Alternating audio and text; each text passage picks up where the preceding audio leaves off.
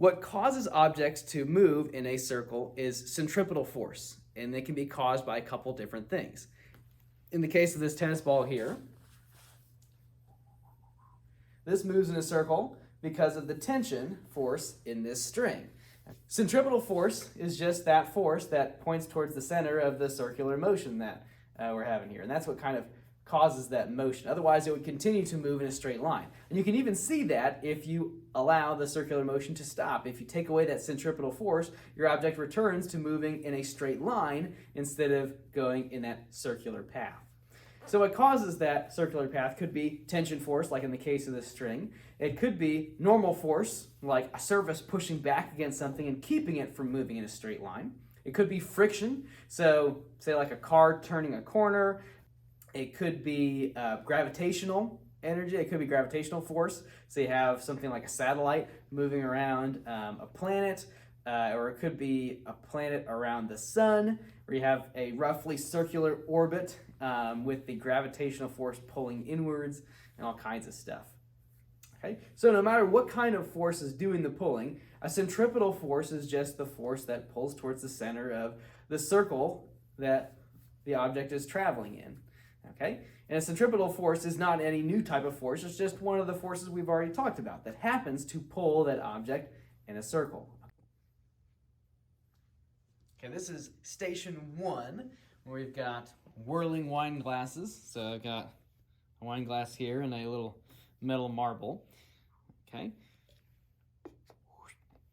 To show centripetal force in action, all we have to do is move the cup, the wine glass, in a circle, ever so slightly, get the marble rolling. And if you get it moving fast enough, you can actually get it to climb the sides of the glass. So let me see if I can get it going really fast. I'll do it the other way. Like that. All the way up there. It's like it's defying gravity.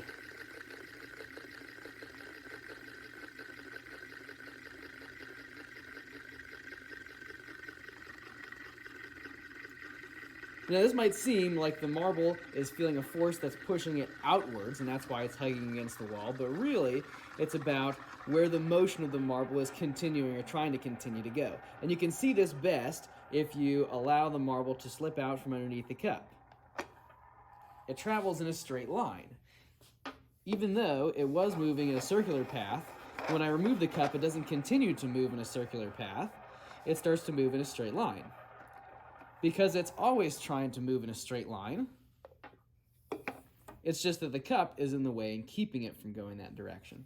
Sometimes, if you get it going fast enough, you can actually lift the glass up. I think it's probably easier with this one. So let me try it with this one again. You have to continue going.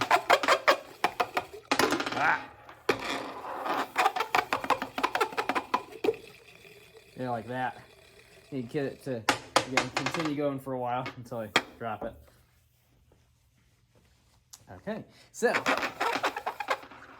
it continues in circular motion as long as you've got the wall of the glass to keep it there from going in its true path, which is kind of in a straight line away from that circle. Okay, this is station 2. This is a good old-fashioned ball and a cup toy. All right, so the way this works is just a ball on a string, okay, and you can kind of swing the ball to try and get it into the cup. Oop. Oop. Something like that. I'm not very good at it. Oop. Okay, but I could edit out all the times I don't get it and show you the one that I do just get it and be like, oh, it's my first try.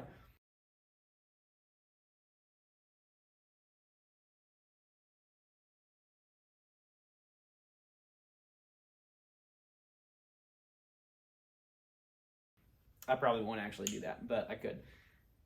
Okay, so if you were to kind of go all the way through and totally miss the cup, you might notice what that kind of motion is around the stick there. You can see it forms a circle, okay? And that's thanks to this string here, okay? Even though I'm gonna be pulling the ball upwards as I do this, okay, it ends up kind of going in a curved path. Okay, even if I just pull it straight up like this, you'll notice it kind of takes a little bit of a curve there.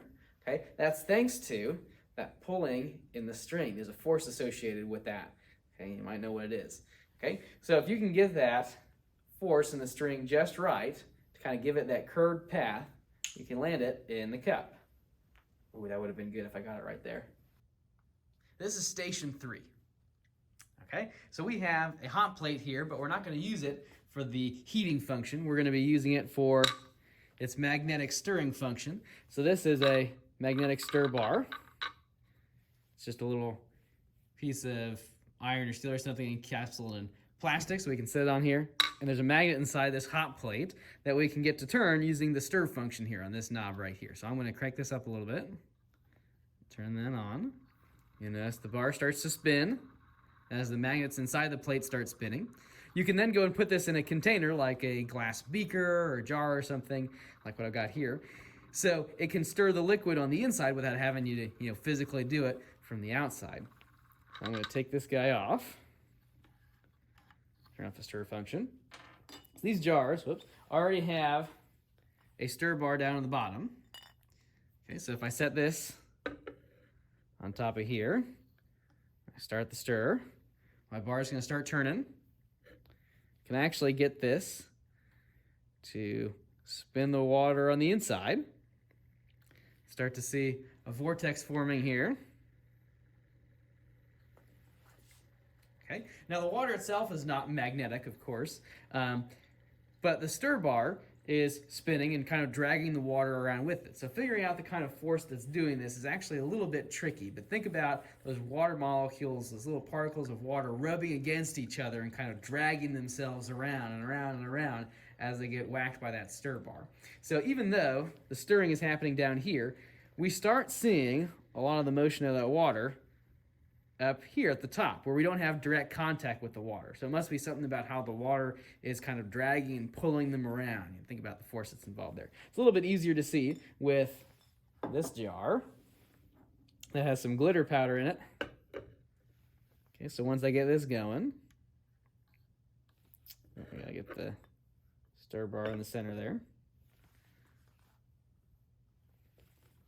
Crank that up a little bit.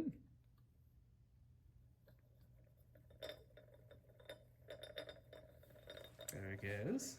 So it's harder to see the vortex in the center, but what you can see a lot better with this one is how the water is moving and the liquid is moving with the glitter powder on the inside. Okay. You can also better see once you turn it off that the liquid still continues to move. Even once the surface kind of becomes flat and it stops, kind of swirling down the middle, you can still see the motion of the water going around and around in that circle. It's still kind of carrying that motion. That water has started in motion, now it continues in motion until it has a reason not to. Eventually it will slow down, and so you might think about what causes it to slow down and what causes it to start moving in the first place, and they might be kind of related. All right, this is station 4. So I've got this kind of turntable sort of rotating tray here. And I've also got a metal marble to place on there.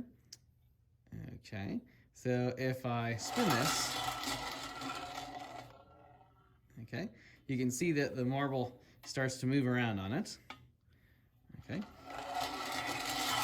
I get it going pretty fast. You notice it kind of hugs the outside there. Okay. If I give it a sudden stop, it will kind of hug and continue on the rolling on the outside. Okay, so let's get it going again.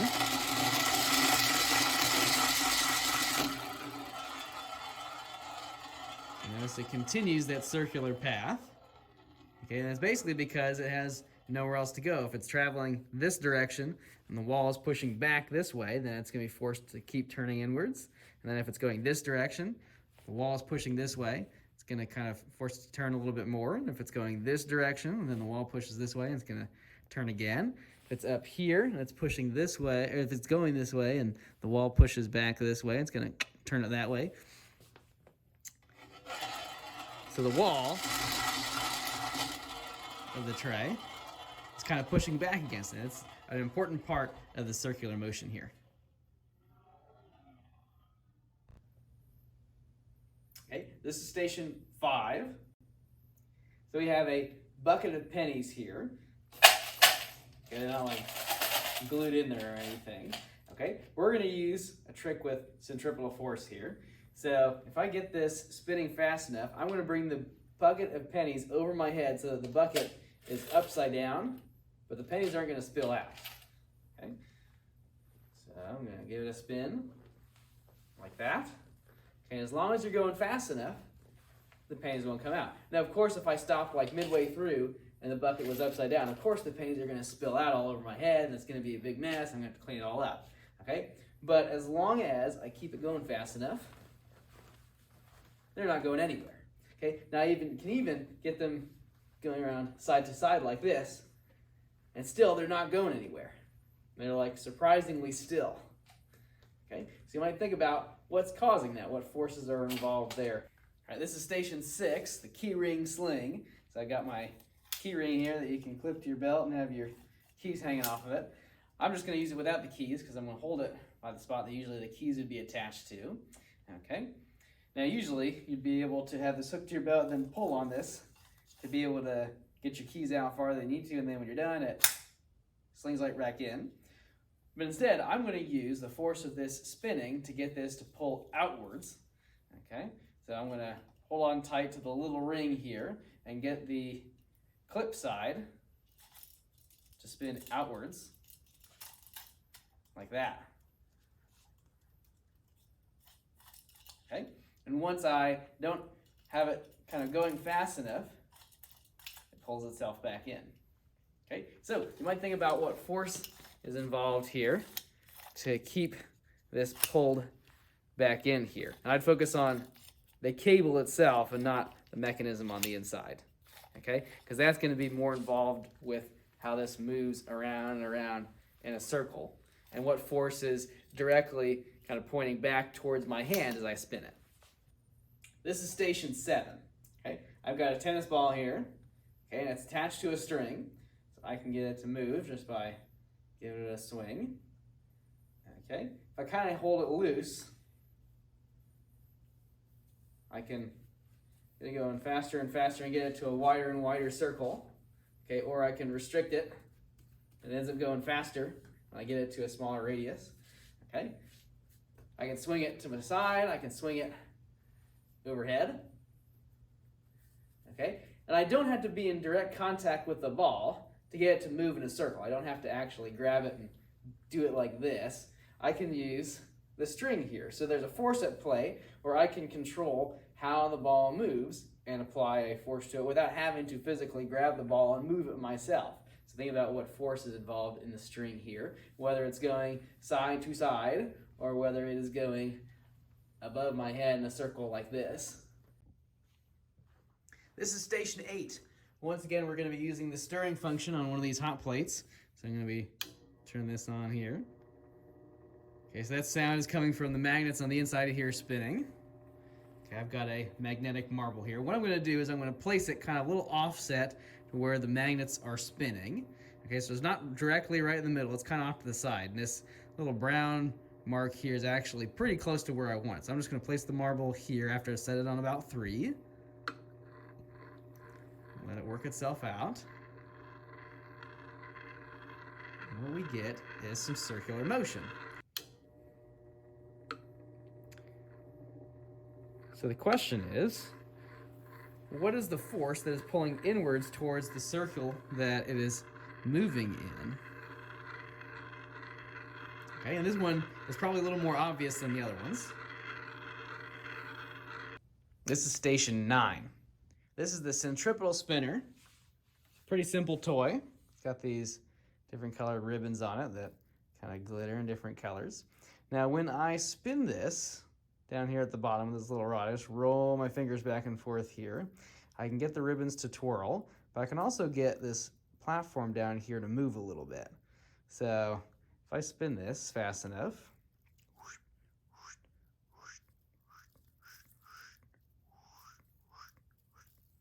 That's me making the sounds. It's not this. It's just making swish noises. Okay, I can get the little disc, the platform down here at the bottom, to kind of hop upwards. Okay, and the shape of the ribbons also changes a little bit in the motion as it twirls. Okay, so think about what's involved there to get that to happen, what the ribbons are doing to cause that change in the shape and how that's moving. Okay, and what kind of force would be involved with these ribbons moving the platform. All right, this is station 10. I've got another turntable rotating tray thing here. Okay, that I can get spinning. I've also got a wooden block that I can place on the inside of here. I'm going to kind of put it halfway in between the edge and the center. Okay, so when this spins, I can see where the block goes. Let's spin a little faster. All right, it winds up around the edge, and then the wall kind of pushes back. Now, what would happen, now that I know that it kind of winds up moving outwards, what would happen if I had something like this rubber mat there for it to sit on? Okay, so let's set that on there. Let's give it a good quick spin. And again, it's not right up against the wall, and it's not in the direct center either. So here we go.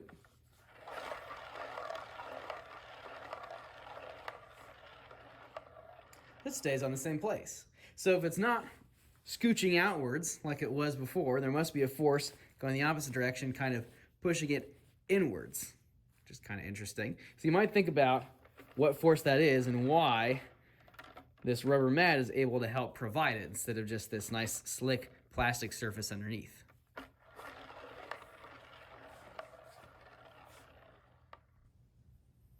This is station 11. So this is a neat little contraption called the spill knot. It's basically just a little platform with a curved handle. And I don't even have to hold it from the plastic handle part. I can hold it by this loop here. Okay, so this loop can move pretty freely on this plastic arm, this curved part here. So if it sways back and forth, okay, I can have some pretty good control over it. Okay, now it doesn't always have to keep straight up and down. Okay, it can move a little bit side to side, but you'll notice that the water doesn't really spill out. Okay, if I were to go and tilt the cup like this, you can see the water is precariously moving towards the edge of the cup. It might spill out. Okay, but if I just have it moving back and forth, the water level pretty much stays still. Okay, like if you were to pause the video right there, then you'd see that the water is basically like this, not like slanted like this, which is kind of interesting. It's kind of similar to the bucket of pennies situation here. I can take advantage of this and make a full circle with this, okay, without a drop of water spilling out. Okay, you just got to do it fast enough so that the water doesn't, have a chance to spill out. You got to give it enough momentum for it to carry through. Okay, so I can do this all the way around like this. Okay, again, I can do it side to side. I can do it behind the back. Okay, I might actually even be able to do it around my head horizontally like this. Let's see if I can do it. Ha-ha! Now, just to kind of show, I'm not tricky, it's not glued or anything like that. It's just physics. Set that back on there. Okay. This can even be helpful if you're walking around with your drink to make sure that you're not spilling stuff. So aside from being a cool physics trick, it can be nice if you're walking down the hallway with a cup or an open can of soda and you don't want it to be spilling everywhere. You just set it on your spill knot, walk around with it, sway it back and forth if you want. You can give it a little twirl, and all the liquid stays in place. This is station 12. Got a hula hoop here. All right. So you can do this the old-fashioned way, the usual way people use hula hoops. Okay, put it around your waist and give it a spin and try and keep it from falling down to the ground. I'm not super good at this, but I'm going to try anyway, and you can laugh at me if you want, and I'll never know because this is a recorded video. So here we go. Oh, I got to stay up there for a while. Let me try again.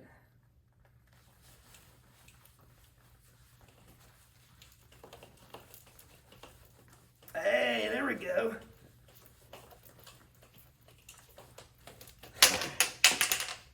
Not bad. Well, that's a workout. Okay. Now you can also do this a little bit easier. If you spin it around your arm instead of around your body.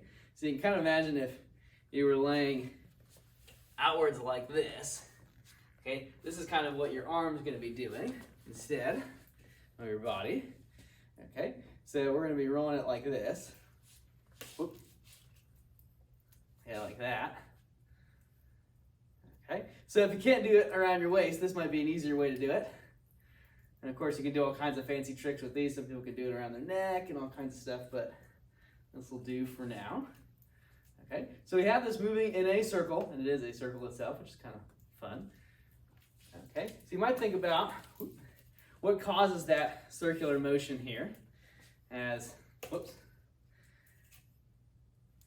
this is going around. What is the force that's pushing in towards the center of this circular motion as it goes out and around? What's pushing inwards at all times? Okay, this is station 13. We've got a jar of sand here. So what we're going to do is we're going to swirl it, kind of shake it in a circle. And we're going to watch how the top layer of sand moves and how the bottom layer of sand doesn't. So kind of twirl this a little bit. Okay, so the top layer of sand starts to swirl and kind of drags the rest along with it. But down here, it pretty much stays where it's at.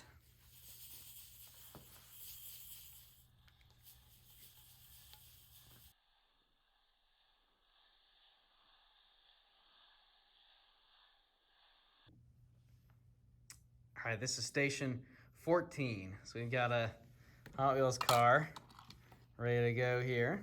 Roll that back into there. Okay, we got this launcher here where you can press on this lever to push the car out. So the harder you push on the lever, the faster it's gonna go out the gate. We're gonna see if we can get it going fast enough to go through this loop without falling down and make it to the other side here. Okay, and if you have two of them going at once, you can have them see which one goes through first, and when it passes that, it knocks the flag over onto whichever side made it through first. It's kind of fun. All right. So we're going to launch this and see how it makes it through the loop. So I'm going to set this up here so we get a good angle on the loop. Let's launch it and see how it goes.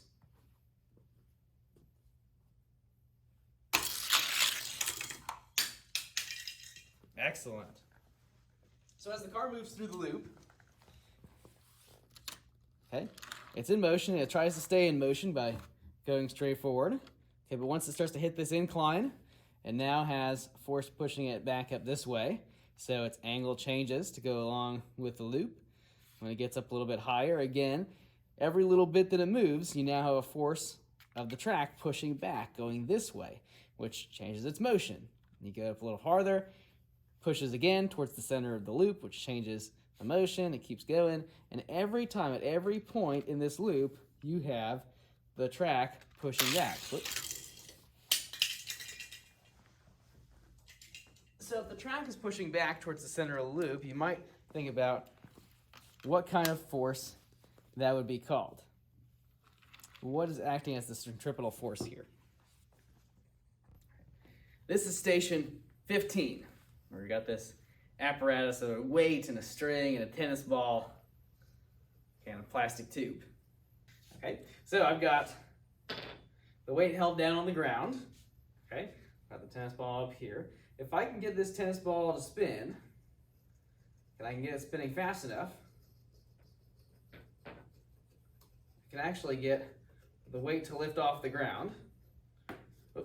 Now, it's probably going to look like I'm just kind of lifting the weight up off the ground as I spin it, which is partially true because it's hard to keep it going in a circle. Okay? So I'm going to try and keep my hand about the same spot here. Watch where the weight goes. Here we go.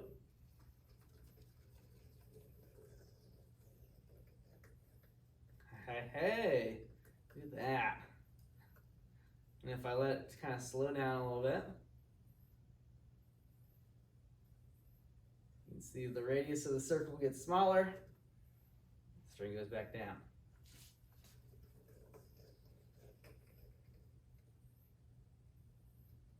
I hit myself in the head a couple times there.